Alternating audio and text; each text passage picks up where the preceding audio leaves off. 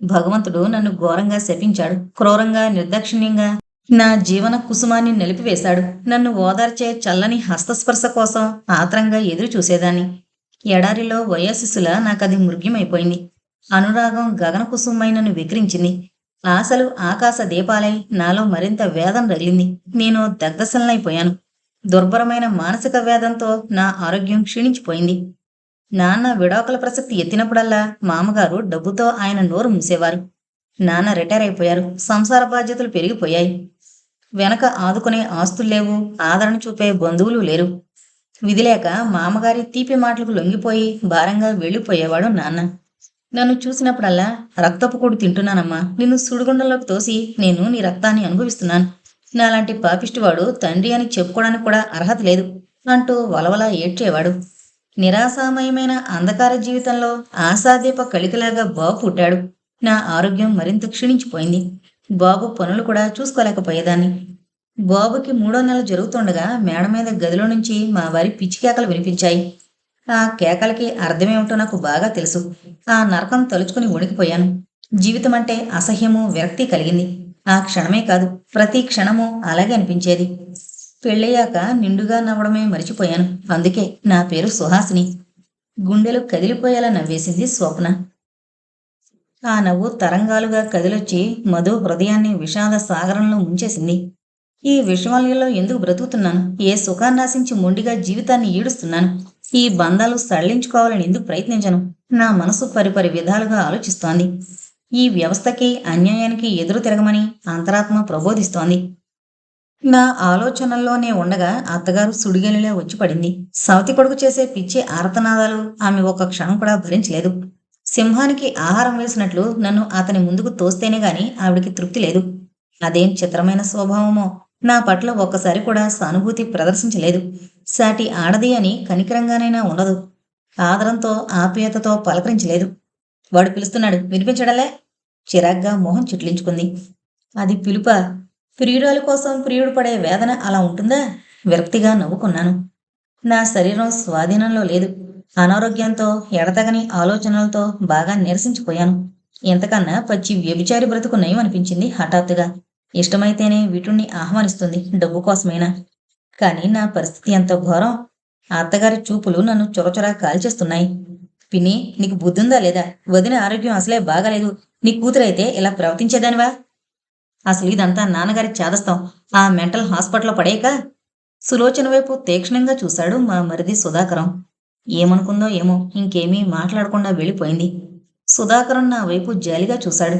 అతని చూపులో వేదన. ఆ వేదన వెనక నా పట్ల సానుభూతితో స్పందిస్తోన్న సున్నిత హృదయం. నాకు ఏడుపు ఆగలేదు. అంతవరకు బిగబట్టున్న దుఃఖం వెలువలా బయటకు దూకింది. ఊరుకొండదినా, కొన్నాళ్ళు మీ పుట్టింటికి పోయి ఉండండి. ఈ నరకంలో మీ ఆరోగ్యం బాగుపడదు. అసలు పూర్తిగా మీరు ఈ బంధాన్ని వదిలించుకుంటే నేను మరింత సంతోషిస్తాను. అతని ఆదరణకు నా గుండెల్లో నుంచి కన్నీరు స్రవించింది. అతనే నాకు దేవుడు అనిపించాడు ఆ క్షణంలో. అప్రయత్నంగా చేతులెత్తి నమస్కరించాను. తప్పొదినా, చిన్నవాణ్ణి, మీకోసం ఏమీ చేయలేని నిస్సహాయుణ్ణి. నా ఎదుటే ఒక సుకుమార పుష్పం క్రూరంగా నలిగిపోతుంటే చూడాల్సిన కర్మ పట్టిందే అని కుమిలిపోతున్నాను అంటూ బాధగా వెళ్ళిపోయాడు. అర్ధరాత్రి హఠాత్తుగా మెలకు వచ్చింది. ఒళ్లంతా బరువుగా ఉండి, ఎవరిదో బరువైన శరీరం నా మీద. పిచ్చి కామం నా మీద స్వైరవిహారం చేసింది. బురదలో నుంచి లేచిన పశువు కోమలమైన గులాబీని తన కర్కశమైన గిట్టలతో మట్టగించి నలిపేస్తోంది. నాకంతా అర్థమైపోయింది. ఈ నరకం ఇంక భరించలేననిపించింది. మర్నాడే మరిదిని తోడుగా తీసుకుని నాన్న దగ్గరకు వచ్చేశాను. నాన్న పక్షవాతంతో, తీరని మనోవేదంతో మరణించాడు. సంవత్సరం నిండుతుండగా బాబుకి విపరీతంగా మోషన్స్ అయిపోయి నన్ను విడిచి వెళ్ళిపోయాడు. మామగారు అంతిమ క్షణాల్లో ఉన్నారని టెలిగ్రామ్ రావడంతో వెళ్ళక తప్పలేదు. మరణశయ్య మీదుండి నన్ను దీనంగా క్షమాపణ వేడుకున్నారు. ఆ క్షమాపణలు, కన్నీళ్లు నా దౌర్భాగ్యపు జీవితాన్ని మాపివేస్తాయా? ఆస్తినంతా 3 భాగాలు చేశారు. 2 కొడుకులకి, భార్యకి. ఆడపిల్లలకి పెళ్లిళ్ళు చేసే బాధ్యత సుధాకరదే. సవతి తల్లిని జాగ్రత్తగా చూసుకోమని ఆదేశించారు. పిచ్చి భర్తని జాగ్రత్తగా చూసుకునే బాధ్యత నాకే అప్పగించారు. వాడికి బాగోతుందమ్మా, నీ జీవితం కళకళలాడుతూ పచ్చగా విలసిల్లుతుంది. ఇది మా అమ్మగారి చివరి ఆశీర్వాదం. అది వింటూ జీవం లేని నవ్వు నవ్వుకున్నాను. విడాకుల ప్రసక్తి తలపెట్టకుండా భర్తని పసిపాపలా చూసుకోమని మరీ మరీ వేడుకున్నారు. మృత్యుముఖంలోకి వెళ్లబోయే ఆయన కోరిక కాదనలేకపోయాను. కాలసర్పాన్ని పూలహారంలా మెడలో వేసుకున్నాను. బాధ్యత అనే పేరుతో సాంప్రదాయపు సంకెళ్లలో బంధింపబడి గరళాన్ని అమృతంగా ఆస్వాదిస్తున్నాను. చీకట్లోని వెన్నెలని వెతుక్కుంటున్నాను. కన్నీటిని పన్నీరుగా పూసుకుని ఏడవలేక నవ్వుతూ బ్రతుకుతున్నాను. గుండెల్లో మహాసముద్రాలు పొంగుతున్నా పైకి హాయిగా నవ్వడం నేర్చుకున్నాను. పొగులుతున్న గుండెతో, గమ్యం లేని పయనంతో ఎందుకు బ్రతుకుతున్నానో అర్థం కాకుండా పిచ్చి పువ్వులా బ్రతుకుతున్నాను. చెప్పడం ఆపి మధు ముఖంలోకి చూసి విచిత్రంగా నవ్వింది. చావబోయే మనిషి నవ్వే నవ్వులా ఉందది. నాలో నేనే కుమిలిపోతుంటే మా మరిది ఒకరోజు గజ్జెలు తెచ్చి నా కాళ్ళకు కట్టాడు. నేను ఆశ్చర్యంగా చూస్తుండగానే డ్యాన్స్ మాస్టర్ని తీసుకొచ్చి పరిచయం చేశాడు. ఆయన చాలా ప్రసిద్ధి వహించిన నాట్యాచారులు. సినిమాల్లో నృత్య దర్శకులుగా పనిచేస్తున్నారు. నా జీవితం మళ్ళీ ఓ కొత్త మలుపు తిరిగింది. జిగేలుమంటూ మెరిసింది. ఆశలు ఊపిరి పోసుకున్నాయి. గజ్జెల రవళలు నా రక్తపు వేగంతో కలిసిపోయి నన్ను చైతన్యమూర్తిగా నిలిపాయి. నాట్యాచారులు నా అదృష్టం కొద్దీ దొరికారనే చెప్పాలి. భరతనాట్యం, కూచిపూడి మాత్రమే గాక పూర్వకాలం నుండి మన దేశపు ఆలయాల్లో ప్రదర్శించబడే అద్భుత నృత్యాలు నేర్పించారు. భామాకలాపం నాలో కొత్త పోకళ్ళు పోయిందని, వింత వింత కోయిలు చిలకరించిందని రసజ్ఞులు అభినందించారు. నృత్యంలో ఏ నూతనాంశాన్ని చూసినా దాన్ని ఆకలింపు చేసుకునే వరకు నిద్రపట్టేది కాదు. జానపద నృత్యాల్లో కూడా సిద్ధహస్తులున్నారనిపించుకున్నాను. కీర్తికాంత నన్ను వలచొచ్చింది. ఎటు చూసినా డబ్బు, పేరు, ప్రతిష్టలు, చుట్టూరా అభిమానులు. ఇలా హఠాత్తుగా జీవితం మారిపోవడం నాకే వింతగా అనిపించింది. నా ప్రతిభ, ప్రావీణ్యం, నైపుణ్యం అన్నీ వెలుగులోకొచ్చాయి. ఆలోచన, వీక్షణాలను మరింత సునిశితం చేశాయి. ఊహ, విహంగాలు ఆదర్శపు ఆంబరంలో హాయిగా విహరించాయి. ఫలితంగా నా డబ్బుని కొన్ని సత్కార్యాలకు వినియోగించదలిచాను. అనాథ శరణాలయాలకి, సేవా సదనానికి విరాళాలు ప్రతి ఏటా నా నృత్య ప్రదర్శనల ద్వారా ఇచ్చాను. ఇద్దరు చురుకైన పేద యువతులకు డిగ్రీ కోర్సు చెప్పించే ఏర్పాటు చేశాను. నా కుటుంబం ఒక ఒడ్డుకి చేరాక ఇన్ని మంచి పనులు చేయగలిగాను. మా అత్తగారి విసురులు, వ్యాఖ్యానాలు లెక్క చేయలేదు. రాజేష్ బెదిరింపులకి లొంగలేదు. ఇన్ని చేస్తున్నా జీవితం చైతన్య స్రవంతిలా సాగిపోతున్నా మనసులో ఏదో వెలితి, అంతులేని మహాశూన్యం. నా భర్త, ఇల్లు, పిల్లలు, అందమైన ఆ స్వర్గం నా చేతికి అందనే లేదు. అందుకే సాంఘిక సేవలో ఊపిరి సల్పని కార్యక్రమాలు రూపొందించుకుని నన్ను నేను మరిచిపోయాను. బాల విహార్ స్థాపించాను. మహిళా మండలిలో చేరి వంచితులైన స్త్రీలకి అండగా నిలిచాను. ఉత్సాహవంతులైన కళాకారుల్ని దర్శించి నా నాట్యకళకి మరింత మెరుగులు దిద్దుకున్నాను. వైవిధ్యమున్న నృత్య నాటికలు పండితుల చేత రాయించి దేశమంతటా ప్రదర్శనలిచ్చి దేదీప్యమానంగా వెలిగిపోయాను. ప్రశంసా సుమాలతో నిండిపోయింది నా జీవితం. ఏ డబ్బు లేక ఒకనాడు అమృతతుల్యమైన అనురాగ జీవితాన్ని పొందలేకపోయానో ఆ డబ్బుతోనే ఇవన్నీ సాధించగలిగాను. నాలోని నాట్యకళకి జేజేలర్పించి నివాళులర్పించారు ప్రజలు. సాంఘిక సేవా పరాయణురాలిగా కీర్తించారు. ఇప్పుడు సంఘంలో నాకు ప్రత్యేక స్థానం ఉంది. ఇన్నింటి మధ్య గతం పీడకలలా నన్ను వెంటాడుతూనే ఉంది. ఆ ప్రదేశం మారిన ప్రశాంతి లేదు నా మనసుకి. నీకు అసలు పెళ్ళే కాలేదనుకోవదినా, మళ్ళీ కొత్త జీవితం ప్రారంభించు, అన్నయ్య బాధ్యత అంతా నాది అంటూ కొండంత అండగా నిలిచాడు సుధాకర్. నా ఊహలన్నీ రూపుకట్టిన మధుర మూర్తిగా నువ్వు దర్శనమిచ్చావు. నా కలలు ప్రాణం పోసుకుని ఆశలు చిగురించాయి. గతాన్ని విస్మరించి హాయిగా బ్రతుకుదామన్న ఆ భయంకర స్మృతులు నన్ను వీడిపోవు. ఆమె గొంతు బాధతో వణికింది. మరుపు ఒక వరం లాంటిది స్వప్న, లేకపోతే మనుగడింత ప్రశాంతంగా సాగిపోదు. నా మీద విశ్వాసం ఉంచు. అతని గొంతులో అనురాగం నిండుగా తొణికి పడుతోంది. ఎలా ఎలా మధు, మామగారికిచ్చిన మాట, నా బాధ్యత నన్ను బంధిస్తోంది. ఈ ముళ్ళ కంచెలో నుండి బయటపడే మార్గం లేదు నాకు. ఇదంతా విన్నాక కూడా నీ అభిప్రాయంలో మార్పు రాలేదా? ఆశ్చర్యంగా చూసింది. ప్రశాంత మందహాసం చేశాడతను. మరింత బలపడింది అన్నాడు దృఢంగా. లాభం లేదు మధు, ఈ జీవన కుసుమం ఇలా రాలిపోవలసిందే. పూసిన పూలన్నీ పూజార్హం కావు. అలా ఎందుకనుకుంటున్నావు? ఆ నటరాజు చరణారవిందాల చెంత వాలిన అపురూప సుమానివి నీవు. నిన్ను పదిలంగా నా గుండెల్లో ఆపు మధు. భర్త బ్రతికుండగా విధిరాసిన రాతని తుడిచేసి మళ్ళీ కొత్త జీవితం ప్రారంభింపగలనా? మొదటి మొగుడు వదిలేసి మళ్ళీ పెళ్లి చేసుకుంది అని నలుగురు 4 రకాలుగా ఆశయించుకుంటుంటే ఎలా సహించేది? మళ్ళీ ఈ జన్మలో తల్లినయ్యే యోగ్యత కూడా లేదు నాకు. మధు హృదయం భగ్గుమంది. చెప్పు మధు, నన్నింకా ప్రేమిస్తూనే ఉన్నావా? మన పెళ్లి జరిగిన మరుక్షణం రాజేష్ ఊరికే ఉంటాడా? అందరికీ టామ్ టామ్ వేసి వస్తాడు. ఉన్నవి లేనివి కల్పించి జీవితాన్ని మరింత అపహాస్యం పాలు చేస్తాడు. నా మూలంగా నీ బంగారు భవిష్యత్తు కూడా భగ్నమైపోతుంది. ఈ పరిస్థితుల్లో నేనేం చేసేది? సాంప్రదాయపు ఇనుప సంకెళ్లలో నాశనమైన బ్రతుకు ఎలా బాగుపడుతుంది? నా ప్రశ్నకు బదులేది మధు, బదులేది. గుండెలు పగిలేలా, శిలలు కరిగేలా, అలలు ఎగిసిపడేలా, తరతరాల స్త్రీల కన్నీటి గాథలకు ప్రతినిధిలా ఆమె ఏడుస్తూనే ఉంది. శోకదేవతలా కుమిలిపోతూనే ఉంది. ఈ ప్రశ్నకు బదులేది. ఆమె వేదనకు అంతేది. ఈ కథకు ముగింపేమిటి? బాధగా కణతలు నొక్కుంటూ గొణుక్కున్నాడు. సంధ్యా సమయం దాటిపోయి నిశీది నిశ్శబ్దంగా ప్రవేశించింది. అప్పుడే పరిసరాలను గుర్తించిన వాళ్ళ మధు లేచి లైటు వేశాడు. దీనమైన స్వప్నవదనం చూస్తుంటే అతని గుండె తరుక్కుపోయింది. రాజ్యాలు కోల్పోయిన మహారాణిలా ఉంది. కన్నీరు కురిసి వక్షస్థలం మీద చీర తడిసిపోయింది. చెక్కిళ్ల మీద కన్నీళ్ల సెలయేళ్లు. ఆమెనలా చూసి ఒక క్షణం ఆలోచించి కర్తవ్యం స్ఫురించిన వాళ్ళ తల గట్టిగా విదిలించుకున్నాడు. ఆమె ఒడిలో చేతులుంచి 10 నిమిషాలు అలాగే ఉండిపోయాడు. ఏదో స్థిరనిత్యానికొచ్చినట్లు తలెత్తి ఆమె కళ్ళలోకి నిశితంగా చూశాడు. స్వప్న, ఎలాంటి దానివైనా నువ్వు నాకు కావాలి. ఆ నిర్ణయంలో మార్పు లేదు. నువ్వే మనసుని స్థిమితపరచుకో. అర్థం లేని సెంటిమెంట్స్తో జీవితాన్ని ఎడారి చేసుకోకు. నిండు మనసుతో నిన్ను స్వీకరిస్తాను. నీ సమస్యలన్నీ నావిగా చేసుకుని పరిష్కరిస్తాను. ఈ పరిసరాలు, మనుషులు, వీళ్ల మధ్య బ్రతకలేమనుకుంటే ఏదైనా దూర ప్రాంతాలకు వెళ్ళిపోదాం. ఈ స్మృతులు నిన్ను వెంటాడిన చోటుకి. నీ అనవసరపు ఆలోచనలతో జీవితాన్ని మరింత వ్యర్థం చేయకు. అతని వంక విస్మయంగా చూసింది. నిండుగా మానవత్వం పొంగి పొర్లుతోన్న ఆ మహనీయ గంభీరమూర్తిని కళ్ళారా చూసింది. అతనిలోని అమర ప్రేమకి ముగ్ధురాలైపోయింది. లే స్వప్న, ఈరోజు నేను చెప్పినట్లు వినాలి. మంచి పిల్లలా లేచి వెళ్ళి హాయిగా స్నానం చేసిరా. కొంత బడలిక తీరి మనసు ప్రశాంతంగా ఉంటుంది.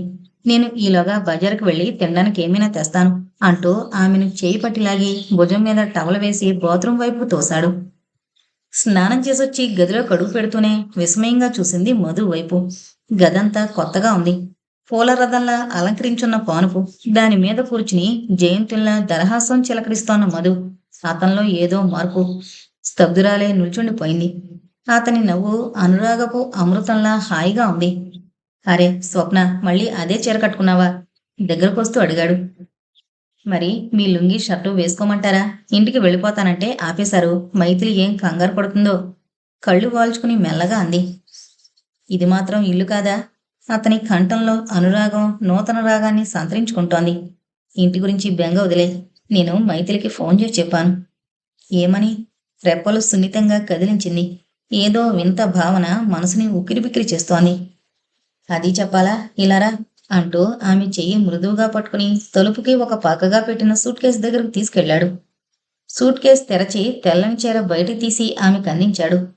చీర అందుకోకుండా అతన్ని చూస్తూ నిల్చుంది. శరత్కాలపు వెన్నెలలా స్వచ్ఛంగా నవ్వాడతను. ఈరోజు, ఈ ఒక్కరోజు నా కోరికను మన్నిస్తానని మాటిచ్చావు, గుర్తుందా? ఆ అడగడంలో ఒక విధమైన హుందాతనం. ఎవరిది చీర? నీదే. అతని కళ్ళు తళుక్కుమన్నాయి. నాదా?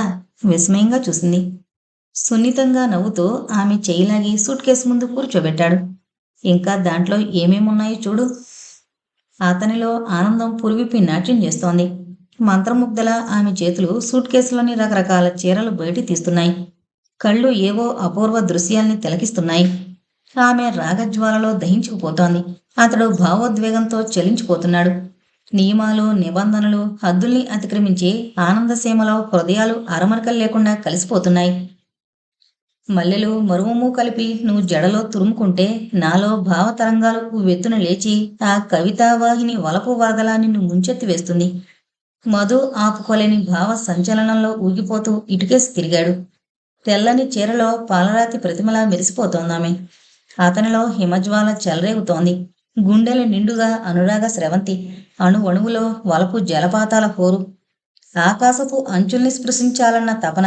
ఆనందపు లోతుల్ని తెరిచి చూడాలన్న గాఢ వాంఛ. ఆనందం అమరమై ఊహలు అమరపదాల వైపు పయనిస్తున్నాయి. అతని మాటలు వింటుంటే ఒకవైపు సన్నని వేదన గుండెని మెలివేస్తోంది. మరోవైపు సంతోష కడలి కెరటాలు ఉవ్వెత్తున లేస్తున్నాయి. ఏంటి విచిత్ర పరిస్థితి? ఇదే నీ తోడి నా మానసిక దాంపత్య సౌరభం. దీనికి ఏ నియమాలు, కట్టుబాట్లు, సాంప్రదాయాలు అడ్డురావు. ఆఖరికి నువ్వు కాదనలేవు కదూ. ఆమె కన్నుల్లోకి రాగపూర్ణంగా చూశాడు. వేలి కొనలతో ఆమె చెంపల్ని మృదువుగా తాకాడు. ముందు కొంగి సూట్ కేసులోని తెల్లగా మెరుస్తోన్న వెండి గజ్జెలు బయటికి తీశాడు. వాటిని అపురూపంగా అందుకొని సుకుమారంగా ఉన్న ఆమె పాదాలకి అలంకరించాడు. 2 చేతులు ఆమె భుజాల మీద వేసి మృదువుగా అదిమాడు. ఆర్తిగా కన్నుల్లోకి చూస్తూ, గత జీవితం పీడకలగా మరిచిపో. ఈ క్షణమే శాశ్వతం. నవరాగమై జీవితంలో కడుగుడుతున్న నవవధువు నువ్వు. నా జీవితాన్ని ధన్యం చేయబోతున్న రాగరాగిణివి. వలపు వసంతాలు నిలుపుకున్న వనదేవతవి. గత జీవితపు అనుభూతులేమీ మిగలని ముగ్ధ వధువి. నా జీవన వనంలోకి వసంతరాగంలా ప్రవేశించు అన్నాడు కవ్వింపు కనులతో. ఆమె మీద నుంచి చేతులు తీసేసి మంచం మీద వెళ్ళి కూర్చున్నాడు, ఆమె నిర్ణయం కోసం వేచి చూస్తున్నట్లు. స్వప్న, నలువైపులా నిన్నిలా రాగబంధంతో సున్నితంగా బంధించి మోసం చేస్తున్నాను అనుకోవద్దు. నీకు మనస్ఫూర్తిగా ఇష్టమైతేనే. నా భావ దాంపత్యం నాకు ఉండనే ఉంది. మానసికంగా నువ్వు నా దానివి. ఆ తృప్తి చాలు నాకు. ఆ ఊహల్లోనే హాయిగా బ్రతికేస్తాను. తన్మయత్వంలో కళ్ళు మూసుకున్నాడు. అరగంట గడిచింది. గదిలో మధురమైన ప్రశాంతత. రెండు హృదయాలు చేసే నిశ్శబ్ద సమరం. అనురాగమే ఆలయమైన రెండు సున్నిత హృదయాల తీవ్ర సంఘర్షణ. ఆమె మృదుపద మంజీరాలు అతని చెవులకు అమృతపు సోనంలా తాకాయి.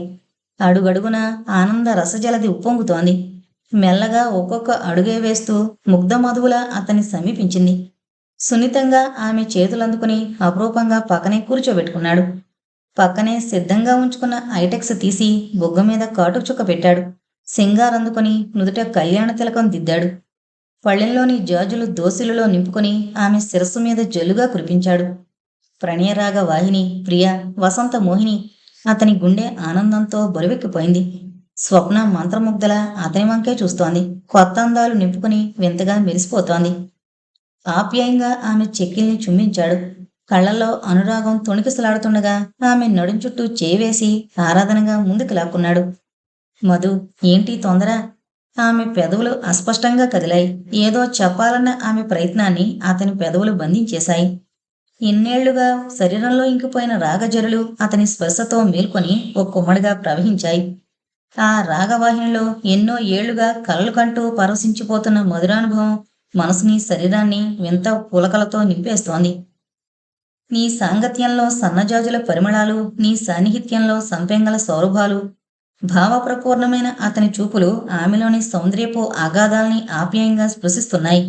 మరుమల్లెల్లాంటి మాటలు ఏంటి బీటల వారిన ఆమె హృదయసీమని సస్యశ్యామలం చేస్తున్నాయి. ఆమె అధరాల్లో అమృతపు ఓటలు, అతని కన్నుల్లో తుమ్మెద ఝోంకారాలు, ఆమె బుగ్గల్లో గులాబీల సిగ్గు. అణువణువున లావణ్యం చిందులాడుతోన్న ఆ తనూలతిక. అతనిలో రాగజ్యోతి దేదీప్యమానంగా ప్రకాశిస్తోంది. భావ సంచలనం నిలవనీయడం లేదు. ఆమె అద్భుత సౌందర్యం కాంతులు వెదజల్లుతుంటే మధుర ప్రణయమూర్తిగా మారిపోయాడతను. ఆ ఆరాధకుడి గుండెగుడిలో వలపు జేగంటలు. ఆమె అలసిన అధరాలపై నిలిచిన మధుబిందువులు ఎలక్ట్రిక్ బల్బు కాంతిలో రవ్వల్లా మిలమిలా మెరుస్తున్నాయి. 1000 జన్మలకొక్క వేడి వెన్నెల పంట. ఆమె పెదవులు అవ్యక్తంగా మధురంగా కదులుతున్నాయి. శృతి చేసిన ఆనందవీణ నవరాగాలు కురిపిస్తోంది. ఆమె ఒక క్షణం మెరుపై మెరిసి వెన్నెల వెల్లువలా కురిసి, ఒక క్షణం మలయపావనంలా కులికి, మరో క్షణం వసంతరాగంలా మురిసి, శీతాకాలపు గాలికి కులికి అతని హృదయాన్ని మొదలంటా కుదిపివేసింది. రాగరసం చిందుతున్న ఆ మోము అతనికి అపురూపమైన వరంలా భాషించింది. భవాని గాయత్రిని బ్రతిమాలుతోంది. నాకొంట్లో బాగలేదు, నువ్వెళ్ళు అంటోంది విసుకుంటూ. అదే ఎందుకు బాగలేదు అంటున్నాను. లేచి మొహం కడుకో. ఆ అమ్మాయికి చెబుతాను, డాక్టర్ దగ్గరికి తీసుకువెళుతుంది. సాయంత్రం గుడివాడ నుంచి ఆ కామేశ్వరరావు గారు చూడడానికి వస్తారు. నువ్వేమో పడకెక్కి కూర్చుంటివి. మీ అమ్మతో పాటు నేను పోయినా బాగుండేది. మొన్న అంత తుఫానొచ్చి అన్ని వేల మంది పోయారు. నాలాంటి వాడికి చావు రాదేం భగవంతుడా. రామకోటేశ్వరం నెత్తిన చేతులు పెట్టుకుని నిస్సహాయంగా కుర్చీలో కూలబడ్డాడు. అప్పుడే లోపలికొచ్చిన స్వప్నను చూసి ఆయన ముఖం వికసించింది. చూడమ్మా, దీనికి ఏమొచ్చిందో కాస్త కనుక్కో తల్లి. మీరుండండి బాబాయ్, నేను కనుక్కుంటానుగా. మీరు వెళ్ళి కాసేపు అవతల కూర్చోండి. సరే తల్లి. ఏనాడు లేంది ఈ పిల్లక్కడికి వచ్చినప్పటి నుంచి చిత్రంగా మారిపోయింది. సన్నగా గొనుక్కుంటూ బయటికి వెళ్ళిపోయాడు. ఆదరంగా గాయత్రి భుజం మీద చేయి వేసి ఆప్యాయంగా పిలిచింది. కీ ఇచ్చిన బొమ్మ చటుక్కున కదిలినట్లు గాయత్రి హఠాత్తుగా స్వప్న ఒళ్ళో వాలిపోయి వెక్కి వెక్కి ఏడ్చేసింది. ఏం జరిగింది గాయత్రి? ఎందుకు ఏడుపు? ఒంట్లో బాగాలేదు. దీనికేనా ఇంత హడావిడి? డాక్టర్కి ఫోన్ చేస్తానుండు. లేవబోయిన స్వప్నని 2 చేతులతో గట్టిగా పట్టుకుని ఆపేసింది. నాకు పెళ్ళొద్దు, పెటాకులు వద్దు. నీ నీడలో తలదాచుకుంటాను. ఇంత ఆశ్రయం ఇవ్వు. చిన్నదానివైనా చేతులెత్తి నమస్కరిస్తాను. గాయత్రి కళ్ళ వెంట జలజల నీళ్లు కారిపోతున్నాయి. ఏం మాటలు గాయత్రివి? బాబాయ్ వింటే ఎంత బాధపడతారు? అసలేం జరిగింది? నాతో చెప్పు. లాలను గడిగింది. గాయత్రి తల వంచుకుని ఆలోచనలో పడిపోయింది. డాక్టర్ ఇంటికి వదిలే స్వప్న, మనమే వెళదాం లేడీ డాక్టర్ దగ్గరికి అంటూ లేచి తయారైంది. స్వప్న విచిత్రంగా చూసింది. లేడీ డాక్టర్ ఝాన్సీబాయి చెప్పిన మాటలు విని రాతి బొమ్మలా నిల్చుండిపోయింది. గాయత్రి అపరాధిలా తలదించుకుంది. మీకేమవుతుంది స్వప్న? మనిషి చాలా వీక్గా ఉంది. అనవసరపు ఒళ్ళు తప్పితే ఆమెలో అసలు రక్తం లేదు. మందులు టానిక్లు జాగ్రత్తగా వాడండి. ఏం చేస్తాడు ఈమె హస్బెండ్? వాష్ బేసిన్లో చేతులు కడుక్కుంటూ డాక్టర్ అన్న మాటలేవి స్వప్న వినిపించుకోలేదు. వినిపించుకున్న గాయత్రి నిర్లిప్తంగా ఎటో చూస్తూ ఉండిపోయింది. ఇంటికి ఎలా వచ్చి పడిందో ఆమెకే తెలీదు. ప్రాణం లేని బొమ్మల్లా నడిచొచ్చిన స్వప్నని చూసి మైథిలి కంగారు పడిపోయింది. రామకోటేశ్వరం ఆదుర్దాగా ఎదురొచ్చాడు. ఏంటి రోగం? చిరాగ్గా ఉంది ఆయన ముఖం. స్వప్న తేరుకుని ఆయన వంక నిశ్చలంగా చూసింది. ఏం లేదు బాబాయ్, మామూలు అనారోగ్యమే. త్వరగా పెళ్లి చేయమని చెప్పింది లేడీ డాక్టర్ అంది. రామకోటేశ్వరం తెల్లబోయాడు. స్వప్న చకచక పై గదిలోకి వెళ్ళిపోయి అలసటగా పక్క మీద వాలిపోయింది. అమ్మా పోస్ట్. శరత్ చిలిపిగా నవ్వుకుంటూ పైకొచ్చాడు. కవరు ఆమె చేతిలో పెడుతూ గంభీరంగా ఉన్న ముఖం చూసి తుళ్ళిపడ్డాడు. అమ్మా ఎందుకలా ఉన్నావు? భుజాలు కుదుపుతూ అడిగాడు. శరత్, నీ ఊళ్ళో లేనప్పుడు రాజేష్ వచ్చాడా? ఆ వచ్చాడు. నువ్వు లేవని తెలిస్తే నాతో మాట్లాడాడుగా. గాయత్రితో ఏవో మాట్లాడి వెళ్ళిపోయాడు. రావద్దని ఖచ్చితంగా చెప్పిన సిగ్గులది వెదవకి. నేనేం చేసేది? నిస్సహాయంగా చూశాడు. నువ్వు ఇంటి పట్టునే ఉన్నావా? స్నేహితులతో షికార్లకు చెక్కేశావా? ఇంట్లోనే ఉన్నా. పత్రిక పనుందిగా, అది చూసుకున్నాక ఇంట్లోనే. భయం భయంగా చూశాడు. స్వప్న ఎందుకలా అడుగుతోందో బొత్తిగా అర్థం కాలేదు. ఏం జరిగిందమ్మా? పక్కనే కూర్చుని మెల్లగడిగాడు చిన్నపిల్లాళ్ళ. దీర్ఘంగా నిట్టూర్చిందామె. ఏం జరగకూడదో అదే జరిగింది. బాబాయ్కి ఏమని సమాధానం చెప్పేది? బాధగా తనలో తనే గొణుక్కుంది. కింద నుంచి కేకలు అరుపులు వినిపించడంతో త్రుళ్ళిపడి ఒకరినొకరు చూసుకున్నారు. బాబాయ్ అసలే చాదస్తం మనిషి. మళ్ళీ ఏ గొడవ లేదీశాడో ఏంటో. అనవసరంగా వీళ్ళని తగిలించుకుని నీ మనశ్శాంతిని దూరం చేసుకుంటున్నావు. చిరాగ్గా చూశాడు. అలానకు శరత్. ఆపదలో నన్ను వెతుక్కుంటూ వచ్చారు. ఎలా కాదనేది? ఆమె కళ్ళల్లో సున్నితమైన వేదన మిలమిల్లాడింది. కేకలు అరుపులు ఎక్కువ కావడంతో విధిలేక ఇద్దరూ కిందకు దిగొచ్చారు. తండ్రితో తలెత్తి ధైర్యంగా మాట్లాడలేని గాయత్రి అపరకాళిలా గర్జించి గట్టిగా అరుస్తోంది. తండ్రి అనే బెదురు లేకుండా మాటికి మాట సమాధానం చెబుతోంది. అవునానా, ఎదురు తిరుగుతున్నాను. ఎన్నాళ్ళకి నాకు ధైర్యం వచ్చింది. ఈ ధైర్యమే నాకు 10 ఏళ్ల కింద ఉండుంటే నా జీవితం అందరి జీవితాల్లా ఇల్లు పిల్లలు భర్తతో కళకళలాడుతుండేది. నీ స్వార్థానికి బలైపోయి ఈనాడు మొండిగా నిలబడ్డాను. ఏంటే నోటికొచ్చినట్లు వాగుతున్నావు? సాయంత్రం పెళ్లి చూపులకు సిద్ధం కావే అంటే నాకు పెళ్ళొద్దని మొరాయిస్తున్నావు. గాయత్రి విషాదంగా నవ్వింది. ఎన్నో ఆశాభంగాల తాలూకా విరక్తి వేదన ఆమె నవ్వులో అలలు అలలుగా తేలి వచ్చింది. ఎన్నాళ్ళకి కళ్ళు తెరిచావనన్నా? ఇప్పుడు నా వయసంతా 30 దాటిపోయింది. ఇంకా ఎక్కువే ఉంటుందేమో. 10 ఏళ్ల కిందట పరమేశ్వరరావు కానీ కట్నం లేకుండా పెళ్లాడతానంటే శాఖాభేదం అంటూ గునిసావు. ఇప్పుడు అతను 3 బిడ్డల తండ్రి. భారీపోయి 2 ఏళ్లైన గోపాలరావు అందం చందం చూడకుండా కేవలం నా సుగుణ సంపదని మెచ్చి ముందుకొస్తే రెండో పెళ్లివాడని తిరస్కరించావు. ప్రతి సంబంధానికి ఏదో వంక పెట్టి తరలించావు. కేవలం నీ స్వార్థం కోసం కాదు. ఇంట్లో వండి పెడుతున్నాను వంటలక్కలాగా. నీ సంసారాన్ని చక్కదిద్దాను. మిషన్ కుట్టి అంతో ఇంతో సంపాదిస్తున్నాను. అదే చాలనుకున్నావు. అమ్మపోయాక నువ్వు నీతిగా ఉన్నావా? షాక్ తిన్నట్లు చూశాడాయన. 40 ఏళ్లు దాటిన నీకే శరీర సౌఖ్యాల మీద అంత మోజుంటే నీ కూతుర్ని, 25 ఏళ్ల ప్రాయం దాన్ని, నా గురించి ఆలోచించడం మానేశావు. అన్నయ్య మంచి పని చేశాడు. తన దారి తను చూసుకున్నాడు. సిగ్గు లజ్జ అభిమానం తమ సంసారంలోని రహస్య విషయాలు ఇతరులు వింటున్నారు అనేది మర్చిపోయి గాయత్రి ఆవేశంగా అరుస్తోంది. కరుడుగట్టిన వేదన కన్నీరుగా ప్రవహిస్తోంది. భవానీ చేష్టలుడిగిందాల్లా అక్కవంకే కళ్ళప్పగించి చూస్తోంది. రామకోటేశ్వరం తగదలుచుకోలేదు. అవునే, నీ రూపం కారణంగా వచ్చిన ప్రతి సంబంధం తప్పిపోయింది. దానికి నేనేం చేసేది? అవునానా, నాకు భగవంతుడిచ్చిన రూపం ఇది. 10 ఏళ్ల క్రితం సన్నగా నాజుగ్గా అందరమ్మాయిలా నవ్వుతూ తుళ్ళుతూ నేను బాగానే ఉన్నా. కనీసం నా కాళ్ళ మీద నేను నిలబడ్డానికి చదువన్నా చెప్పించావా? ఆడపిల్లకి చదువులెందుకులే అని నీ బూజు పట్టిన సిద్ధాంతంతో నా బ్రతుకు బండ్ల పాలు చేశావు. ఎందుకు పనికిరాక ఏ ఆకర్షణ లేక నన్నెవరు చేసుకుంటారు? ఈ పెళ్లి చూపుల తతంగం దేనికి? చేతుల్లో మొహం కప్పుకుని గుండెలు అవిసేలా ఏడుస్తోంది. స్వప్న నిదానంగా ఆయన దగ్గరకు వచ్చి బయటికి వెళ్ళిపోమని సంధి చేసింది. అది పిచ్చి పిచ్చిగా వాగిన మాటలన్నీ నిజమని నమ్ముతున్నావమ్మా? గాయత్రి ఎర్రబడ్డ కళ్ళతో తండ్రికేసి చూసింది. ఏది అబద్ధమో చెప్పు నాన్న. నేను పసిపిల్లగా ఉన్నప్పుడు అమ్మ నన్ను వంటింట్లో దగ్గర కూర్చోబెట్టుకుని వంట చేస్తుంటే మీరొచ్చి పిలవడం, ఆవిడ ఆదరా కుంపటి దగ్గర నన్ను వదిలేసి మీ సేవలకే పరుగులు తీయడం. పసిది కుంపటి దగ్గరుందన్న జ్ఞానమైనా లేకుండా మీ ధ్యాసలో మీరుంటే దొర్లిపోయి కుంపట్లో పడితే కదూ నా నడినెత్తి మీద జుట్టు కాలిపోయింది. ఆగ్రహవేశాలతో రగులుతున్న అగ్నిపర్వతంలా ఉంది గాయత్రి. ఇవన్నీ నీకెవరు చెప్పారే? నోరు వెళ్ళబెట్టాడాయన. మేనత్త సుందరమ్మ స్వయాన నీ అక్కగారు చెప్పింది నాన్న. దొడ్లో తులసి పూజ చేసుకుంటున్న ఆమె వచ్చి కాపాడకపోతే తల పూర్తిగా కాలిపోయి మరింత వికృతపు ఆకారంతో మిగిలిపోయేదాన్ని. ఆ భయానక స్థితిని ఊహించుకుని జలదరించిపోయింది గాయత్రి. ఆయన తల నేల మీదకి వాలిపోయింది. బరువుగా అడుగులేసుకుంటూ బయటికెళ్ళిపోయారు. స్వప్న గాయత్రి భుజం మీద అనునయంగా చేయి వేసింది. చూడు గాయత్రి, జరిగిందేదో జరిగిపోయింది. ఇప్పుడు అవన్నీ గుర్తు చేసి ఆయన మనసు ఎందుకు కలత పెట్టడం? ఆయన్ని ఎత్తి పొడవడం కాదు, నా తలరాతకి కుమిలిపోతున్నానంతే. ఇంకా ఇప్పుడు నాకు పెళ్లి చెయ్యాలన్న ఆయన ఆత్రం చూస్తే నాకు అసహ్యం వేస్తోంది. అసలు ఈ జీవితం మీద నాకు ఏ కోరిక లేదు. హాయిగా చచ్చిపోవాలనిపిస్తోంది. కాస్తంత విషం. స్వప్న చటుకున ఆమె నోరు మూసి ఆదరంగా దగ్గరకు లాక్కుంది. స్వప్న హృదయంలో తలదాచుకుని వెక్కి వెక్కి ఏడుస్తోంది గాయత్రి. భవానీ ఆత్రంగా అక్క దగ్గరకొచ్చింది. అక్క, ఆమెను కౌగిలించుకుని బోరుమంది. ఆ ఏడుపులో ఎన్నో అర్థాలు స్ఫురించాయి శరత్కి. హఠాత్తుగా సువర్చల రూపం కళ్ల ముందు మెదిలింది. చుట్టూరా కమ్ముకున్న బాధ్యతల వలయంలో చిక్కుకుని ఆ పిల్ల జీవితం కూడా ఇలాగైపోతుందా? భగవాన్, అలా జరగకూడదు. ఈ దేశంలో ఇలాంటి దౌర్భాగ్యం పట్టి పీడుస్తున్న ఆడపిల్లలు ఎందరో. అతని కళ్ళు అసురు పూరితాలయ్యాయి. మైథిలి భవానీ చేయి పట్టుకుని అవతలకి తీసుకెళ్ళింది. గాయత్రిని ఊరడిస్తూ ధైర్యం చెబుతూ చాలాసేపు కూర్చుంది స్వప్న.